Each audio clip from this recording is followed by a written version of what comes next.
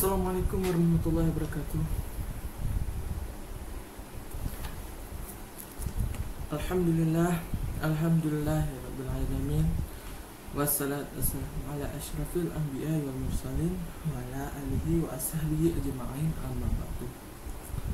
Pertama-tama, marilah kita panjatkan puji beserta syukur kita atas kehadiran Allah Subhanahu wa taala yang mana telah memberikan kita kesehatan, kesempatan, umur panjang, sehat pikiran sehingga kita bisa berdiskusi pada saat yang berbahagia ini.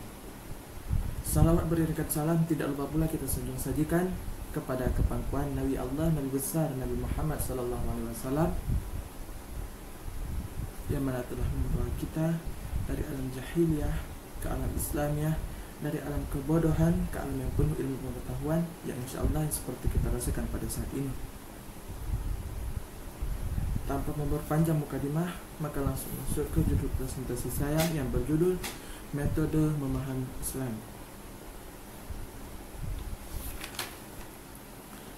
Di kalangan para ahli masih terdapat perdebatan, permasalahan apakah studi Islam atau agama dapat dimasukkan ke dalam bidang ilmu pengetahuan, mengingat sifat dan karakteristik antara ilmu pengetahuan dan agama itu jauh berbeda. Pembahasan di sekitar permasalahan ini banyak sekali dikemukakan oleh para pemikir Islam belakangan ini. Pada tataran normativitas, studi Islam agaknya masih banyak terbebani misi keagamaan yang bersifat memihak romantik, apologis, sehingga pada kadar muatan analisis, kritis, metodologis, teoritis, historis, empiris, terutama dalam menelaah teks-teks naskah keagamaan yang produk sejarah terdahulu kurang begitu ditonjolkan, kecuali dalam lingkungan para peneliti tertentu yang masih sangat terbatas peneliti tersebut. Perbedaan dalam melihat Islam yang demikian itu dapat menimbulkan perbedaan dalam menjelaskan Islam itu sendiri. Ketika Islam dilihat dari segi normatif, maka Islam merupakan agama yang di dalamnya berisikan ajaran Allah Subhanahu wa taala yang berkaitan dengan urusan akidah dan muamalah. Sedangkan ketika Islam dilihat dari segi historis atau sebagaimana yang nampak dalam masyarakat, maka Islam tampil sebagai disiplin ilmu. Sedangkan ketika Islam dilihat dari segi historis atau sebagaimana yang nampak dalam masyarakat, maka Islam tampil sebagai disiplin ilmu atau Islamic Studies. Dengan alasan tersebut, maka dalam kesempatan ini saya akan mempresentasikan hasil kerja saya berjudul Beragam Metode Memahami Islam. Yang pertama, metode deduktif al-manhaj al-istibadiyah, suatu metode memahami Islam dengan cara menyusun kaidah secara logis dan filosofis, dan selanjutnya kaidah tersebut diaplikasikan untuk menentukan masalah-masalah yang akan dihadapi. Metode ini dipakai untuk sarana mengistinbatkan hukum syara, dan kaidah ini benar-benar bersifat penentu dalam masalah furu tanpa menghiraukan sesuai tidaknya dengan mazhabnya. Metode ini dikenal dengan metode mutakallimin atau metode syafi'iyah. Kedua, metode induktif al-manhaj al-istiqaiyah, suatu metode memahami Islam dengan cara menyusun kaidah-kaidah hukum untuk diterapkan kepada masalah-masalah furu yang disesuaikan dengan mazhabnya terlebih dahulu. Metode pengkajian ini dimulai dari masalah khusus, lalu dianalisis, kemudian disusun kaidah-kaidah hukum dengan catatan setelah terlebih dahulu disesuaikan dengan mazhabnya.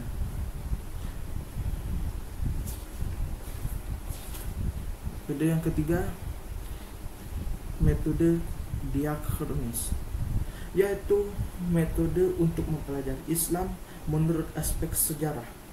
Metode ini memungkinkan adanya studi tentang berbagai penemuan dan pengembangan ilmu pengetahuan.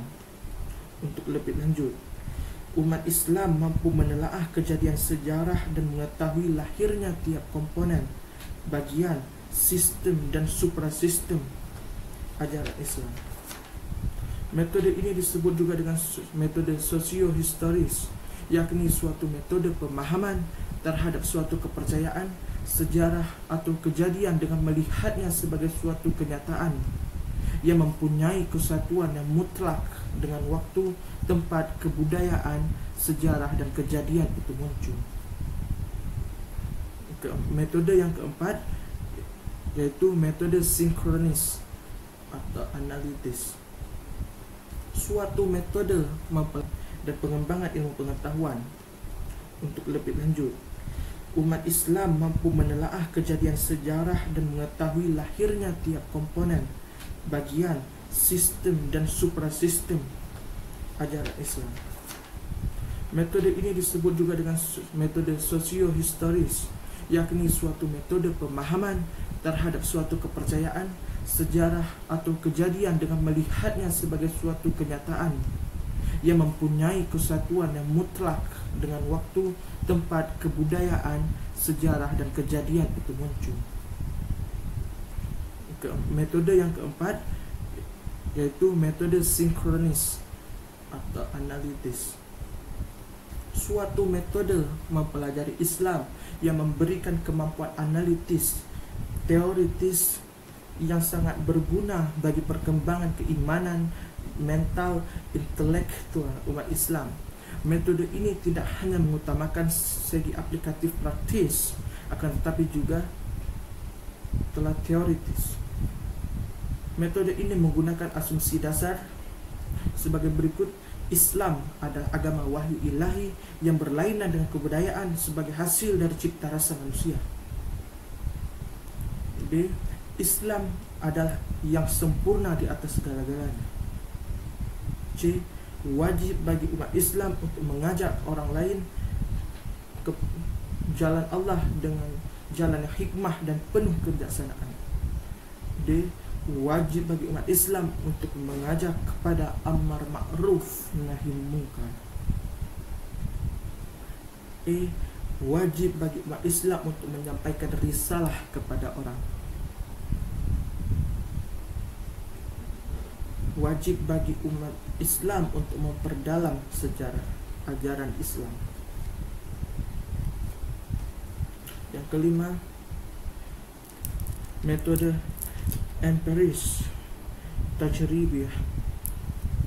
Suatu metode mempelajari Islam yang memungkinkan umat Islam mempelajari ajarannya melalui proses aktualisasi dan internalisasi norma-norma dan kaidah Islam dengan suatu proses aplikasi yang menimbulkan suatu interaksi sosial. Kemudian secara deskriptif, proses interaksi dapat dirumuskan dalam suatu sistem norma baru. Yang keenam, metode problem. E. Wajib bagi umat Islam untuk menyampaikan risalah kepada orang. Wajib bagi umat Islam untuk memperdalam sejarah ajaran Islam. Yang kelima, metode empiris tajribiyah. Suatu metode mempelajari Islam yang memungkinkan umat Islam mempelajari ajarannya melalui proses aktualisasi dan internalisasi norma-norma dan kaidah Islam dengan suatu proses aplikasi yang menimbulkan suatu interaksi sosial. Kemudian secara deskriptif, proses interaksi dapat dirumuskan dalam suatu sistem norma baru. Yang keenam, metode problem solving atau hili al-musyikilah.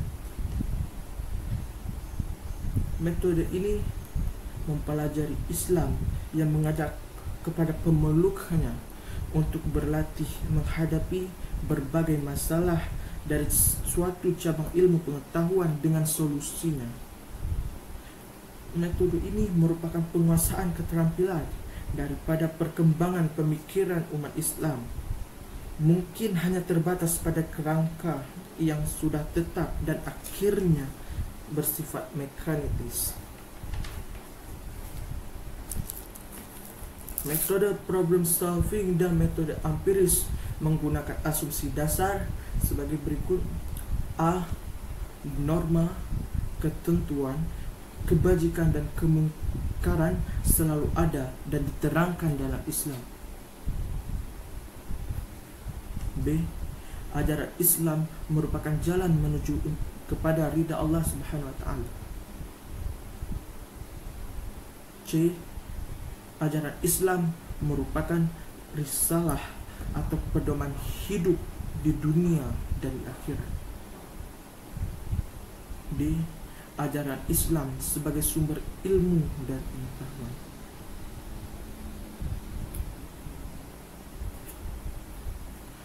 Mungkin hanya ini yang bisa saya sampaikan. Lebih dan kurang saya mohon maaf. Wabillahi taufiq wal hidayah. Wassalamualaikum warahmatullahi wabarakatuh.